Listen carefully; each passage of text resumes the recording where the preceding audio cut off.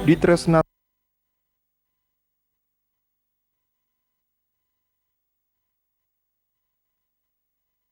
Narkoba Polda Papua Barat kembali memusnahkan barang bukti hasil tindak narkotika jenis ganja yang diamankan di Kota Sorong.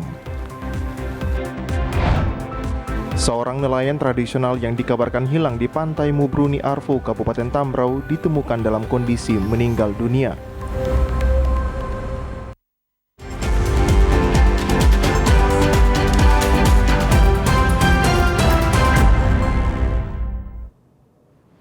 Salam jumpa pemirsa, senang sekali saya Estika dapat kembali menjumpai Anda dalam program Berita Papua Barat hari ini. Sejumlah informasi di Papua Barat akan kami hadirkan untuk Anda.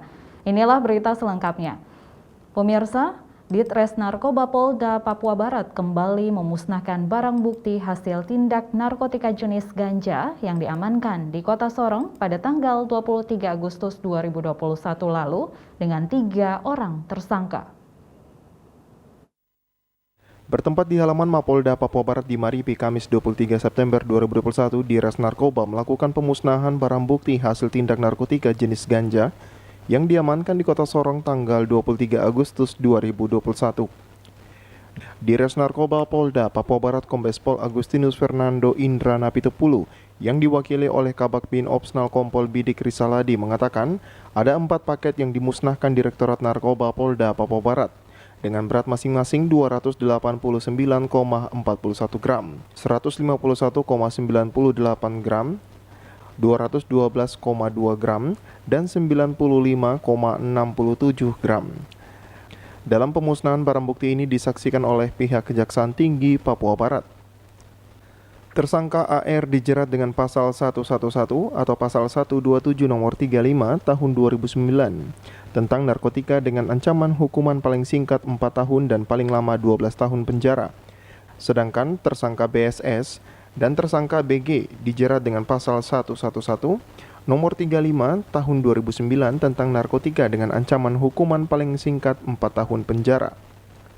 Kabid Humas Polda Papua Barat Kombes Pol Adam Erwindi dalam press release-nya membenarkan adanya pemusnahan ganja tersebut, di mana 2 tersangka BSS dan BG ditangkap di kantor jasa pengiriman barang yang beroperasi di Kota Sorong pada tanggal 23 Agustus 2021 lalu oleh tim Ditres Narkoba Polda Papua Barat. Tim Liputan TVRI Papua Barat melaporkan. Seorang pencari ikan tradisional yang dikabarkan hilang di Pantai Mubrani Arfu, Kabupaten Tambrau, ditemukan dalam keadaan meninggal dunia pada Kamis 23 September 2021 oleh masyarakat. Sebelumnya, Paulus Awom dilaporkan pergi menyelam mencari ikan dengan menggunakan alat mancing tradisional pada 20 September 2021 lalu sekitar pukul 18.00 waktu Indonesia Timur. Namun setelah beberapa hari korban tidak kembali ke rumahnya, sehingga keluarga dan masyarakat langsung melakukan pencarian di sekitar laut Pantai Mubrani. Kepala Kantor Pencarian dan Pertolongan Manokwari Monce Bruri melalui press release-nya mengatakan, Kantor Pencarian Pertolongan Basarnas Manokwari menerima laporan adanya orang hilang dari keluarga almarhum pada Kamis 23 September 2021 sekitar pukul 11 siang. Namun bertepatan pada jam yang sama, korban Paulus Awam rupanya sudah ditemukan dalam keadaan meninggal dunia sekitar pukul 11 siang waktu Indonesia Timur oleh masyarakat bersama Babinsa dan Kapolsek Amberbaken. Sehingga tim SAR yang baru tiba di Kampung Mubrani Arfu pukul 15:38 waktu Indonesia Timur langsung ikut membantu mengevakuasi korban yang sudah berada di pesisir pantai. Kepala Basarnas Manokwari ini berharap jika ada informasi yang membutuhkan bantuan Basarnas terkait kecelakaan pelayaran maupun membahayakan jiwa manusia di area Manokwari dan sekitarnya, dapat menghubungi emergency call 115 dan telepon ke nomor 0986 221 0150. Tim Liputan TVRI Papua Barat melaporkan. Pemirsa, Kepala Dinas Pendidikan dan Kebudayaan Kabupaten Manokwari menghimbau kepada sekolah yang sudah melaksanakan tatap muka terbatas dan diharapkan proses pembelajaran berlangsung hanya selama 2 jam. Dengan adanya pandemi COVID-19 yang masih melanda dunia saat ini sangat berdampak pada dunia pendidikan, terutama kualitas belajar anak didik yang semuanya dibebankan kepada orang tua. Untuk mempercepat proses belajar mengajar secara tatap muka, maka anak sekolah umur 12 tahun ke atas bisa divaksin. Dan hampir setiap sekolah di Papua Barat, terlebih khusus di Kabupaten Manokwari, telah mengikuti vaksinasi bagi pelajar.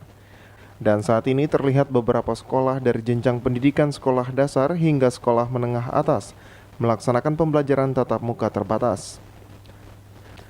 Pelaksana tugas Kepala Dinas Pendidikan dan Kebudayaan Kabupaten Manokwari Martinus Dowansiba saat diwawancarai mengatakan, saat ini dinas masih bingung karena status Kabupaten Manokwari berada di level berapa untuk perkembangan COVID-19.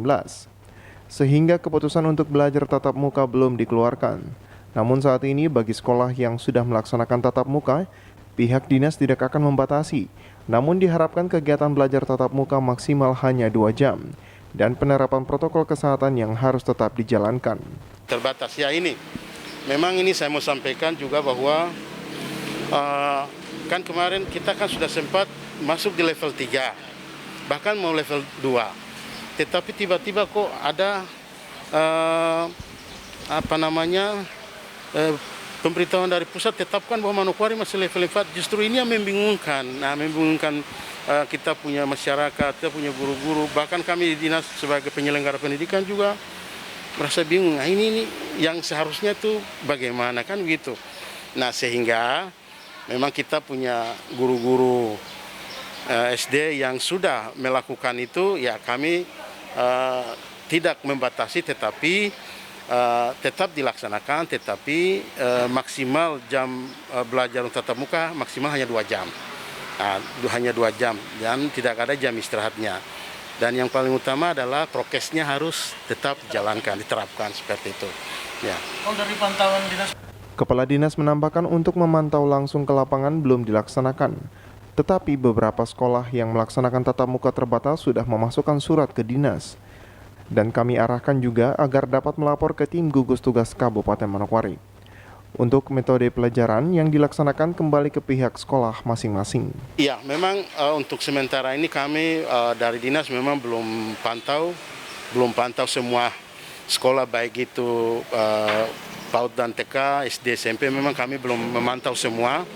Tetapi sesuai dengan yang kepala sekolah secara individu datang dan sudah laporkan itu seperti itu. Tetapi kami tetap arahkan mereka kalau memang seperti itu, maka mereka menyurat secara resmi dan ke tim COVID.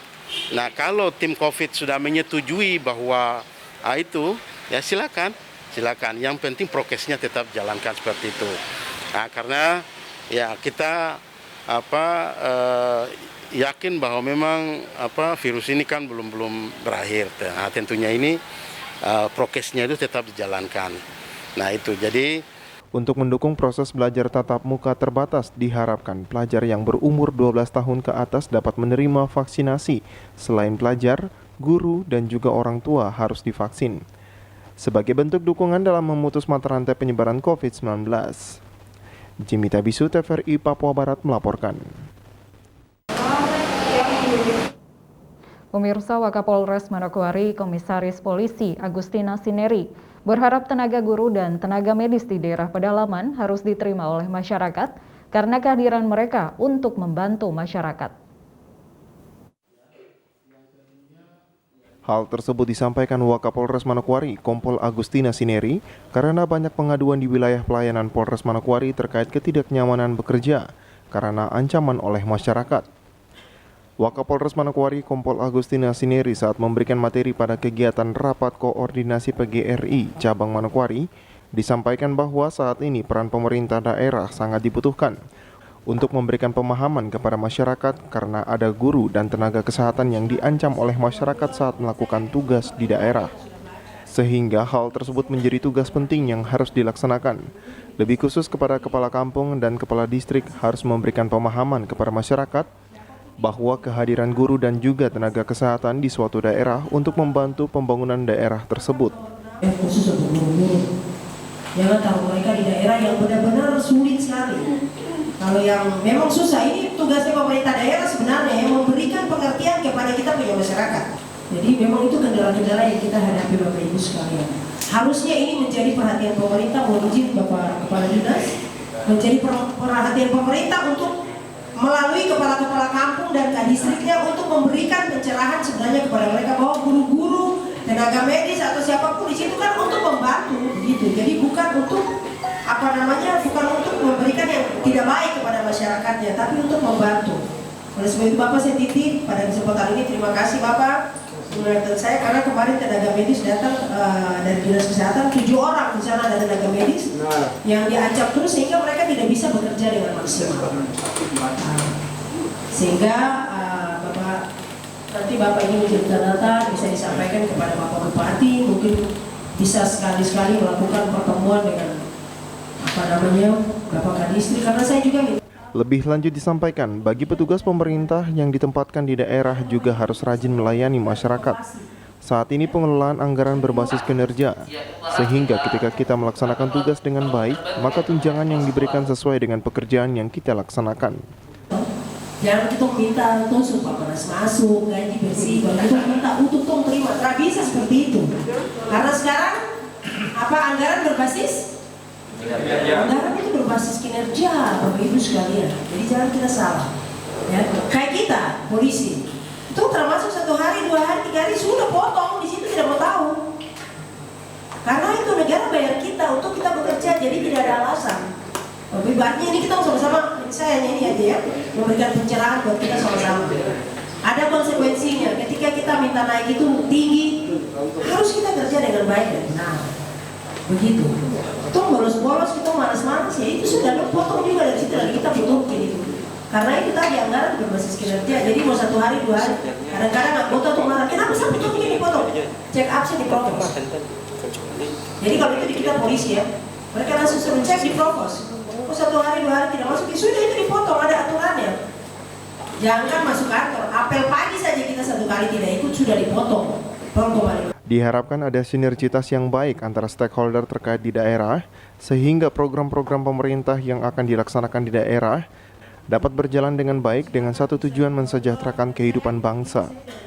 Jimmy Tabisu, TVRI Papua Barat melaporkan. Informasi tadi sekaligus menutup jumpa kita dalam program Berita Papua Barat hari ini. Kami tetap mengajak Anda untuk mencegah penyebaran COVID-19 dengan cara memakai masker, mencuci tangan pakai sabun dengan air yang mengalir, menjaga jarak, menjauhi kerumunan, serta membatasi mobilitas, dan bersedia divaksin sesuai kebijakan pemerintah. Indonesia pulih karena aku, Indonesia pulih karena kamu, Indonesia pulih karena kita. Dan mewakili kerabat kerja yang bertugas, saya STI mengucapkan terima kasih dan sampai jumpa.